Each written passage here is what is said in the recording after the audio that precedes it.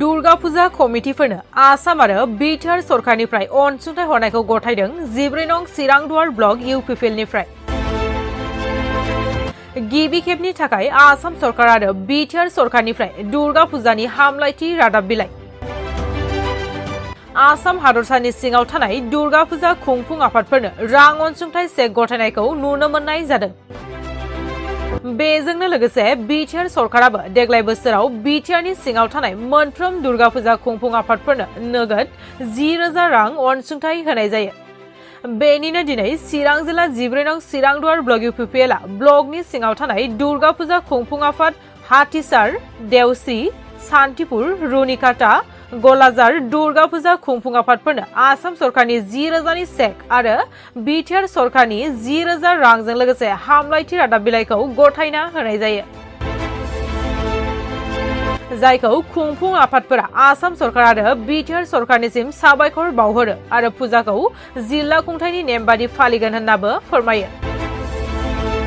ओरैहाय 14 नं चिरांदुवार ब्लक इउपिपिएलनि आफादगिरि बिरदाव मुसाहारियाबो आसाम सरकार आरो बिटिआर सरकारनिफ्राय हरनाय अनसुंथाइखौ एमएलए जयन्त बसुमतारीनि बिथोन बायदियै दिनै फुजा कमिटिनिसिम गथायो आरो बे फुजानि गेजेरजों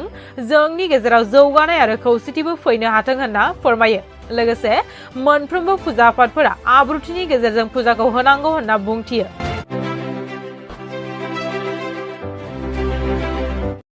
दुर्गा फुजानि बयनिसिमबो खुलुमनाय जासिबाय। दिनैहाय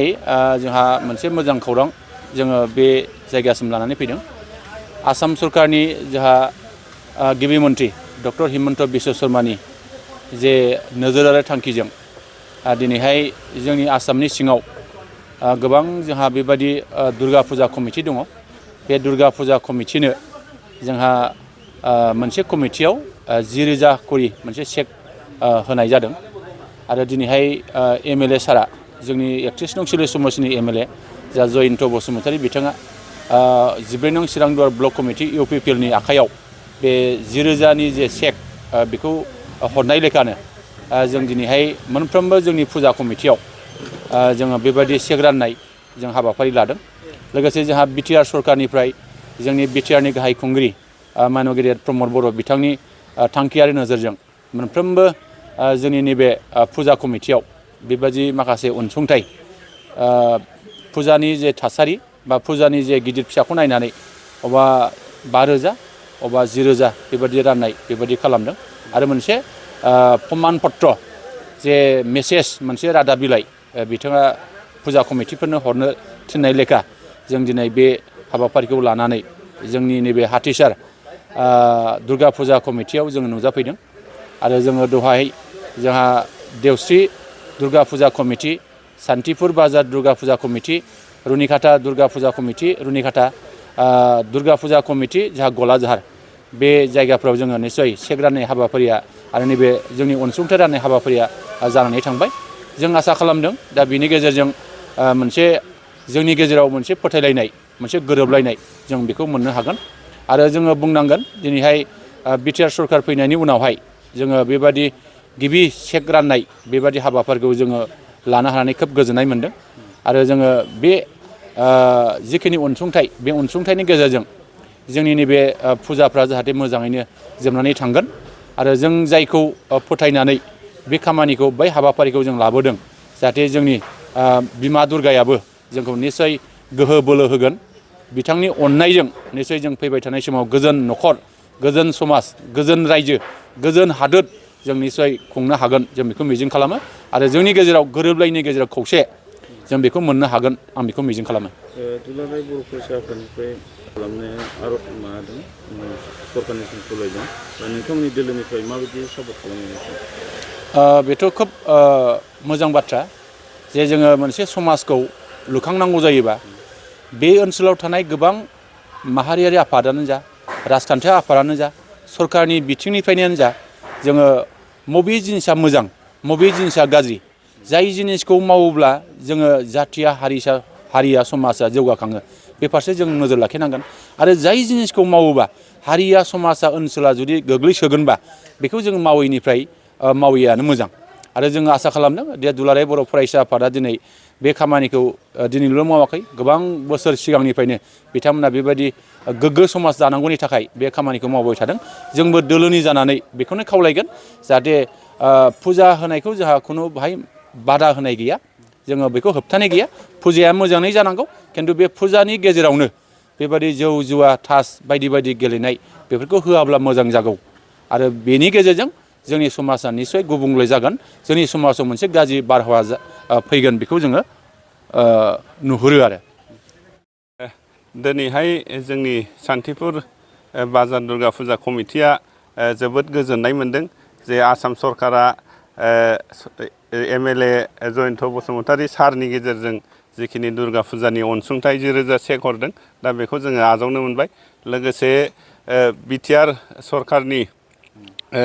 चिफ मानव गेदेर प्रमद बर' सारनिफ्रायबो जिखिनि दुर्गा फुजानि अनसुंथाइ 2000 हरदों जोङो बेखौ आजावनो मोनबाय दा जोङो सान्थिपुर बाजार कमिटि दुर्गा फुजा सान्थिपुर दुर्गा फुजा कमिटिनिफ्राय जोङो आसाम सरकारनि जिखिनि अनसुंथाइ आरो Btr सरकारनि जिखिनि अनसुंथाइ होनाय बेखौ आजावनो मोननानै जोबोद गोजोननाय मोनदों आरो जोङो जोंनि गोसो गोरबोनिफ्राय साबायखर बावदों जे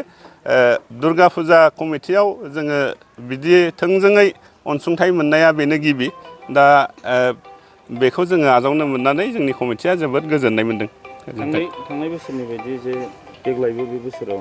थासारिया गाज्रि जायो होननानै दुलाराय बर' फरायसाफोरा जुवा मेलाखौ बन्द' खालामनो नोंथांमोननिफ्राय मा सानदों जोंनि दुर्गा फुजा कमिटिया जेनोखि माने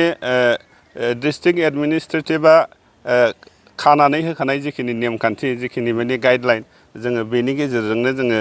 फुजाखौ मोजाङै मोजां खुंफुंगोन दा बर'नि फरायसा आफाद आरो गुबुन गुबुन आफादफ्राबो गावबुरा आफादफ्राबो बुंगासिनो दङ जेनोखि समाजारि थासारिनि थाखाय माखासे हाबाफारिखौ दोननांगौ होननानै दा जोङो जिखिनि माने समाजनि मोजां लुगैग्राफ्रा जि खोथाखौ सावरायदों जि खोथाखौ सानदों जोङो बेजोंनो थांगोन जोङो बारनानै खामानि मावनाय नङा दा जोंनि फुजा कमिटियाबो जेरैहाय सरकारा गासिबखौबो लानानै मोनसे गाइडलाइन खानानै होबाय बे गाइडलाइननि गेजेरावनो जोङो देग्लायनि दुर्गा फुजाखौ खुंफुंगोन प्रथमत मैं सकलोक नमस्कार কৰিব বিচাৰিছোঁ আৰু আমাৰ এই সব নিউজ চেনেলকো ধন্যবাদ জ্ঞাপন কৰিব বিচাৰিছোঁ আৰু আমাৰ যি অসম চৰকাৰ আৰু Btr চৰকাৰে যি আমাক এটা অনুদান দিছে পূজাৰ নামত এই কাৰণে আমি আন্তৰিক হৃদয় ভৰাই আমাৰ হাতীচাৰ গৰ্জেশ্বৰী মন্দিৰ ট্ৰাষ্ট আৰু আমাৰ পূজা কমিটিৰ তৰফৰ পৰা আমাৰ গাঁৱৰ তৰফৰ পৰা হাৰ্দিক ধন্যবাদ একদম জ্ঞাপন কৰা হ'ল আমি সকলোৱে পূজা পালন কৰিবৰ কাৰণে একদম উৎসাহটো আছে পূজাটো লাগিছে আমাৰ দুৰ্গা পূজা কালী পূজাত আমি মানিব লাগে এটা হিন্দু মানে ধৰ্মৰ এটা উৎসৱ এই মানে উৎসৱটো আমি ভালকৈ মানে ডিচিপ্লিনে ভাল কৰি মানে এটা ৰুল দিয়া পূজাটো আগবঢ়াই যামকৈ আমি ভাবি আছোঁ ভগৱানৰ ওপৰত একটাই কামনা কৰিছোঁ কি আমি মানে যিহেতু সংসাৰকে সবচকে শান্তি দিয়ক আমাৰ কোনো সবজনে একদম হাই কাজা নালাগে আমাক মিলাপ্ৰীতি থাকিবৰ কাৰণে আৰু আগন্তুক দিনক এরকম মিলাপ্ৰীতি থাকিম আৰু আগন্তুক দিনত আৰু আকৌ ভাল ভাল কাম কৰিবৰ কাৰণে আগি বাঢ়িবৰ কাৰণে এইটো কামনা কৰিছোঁ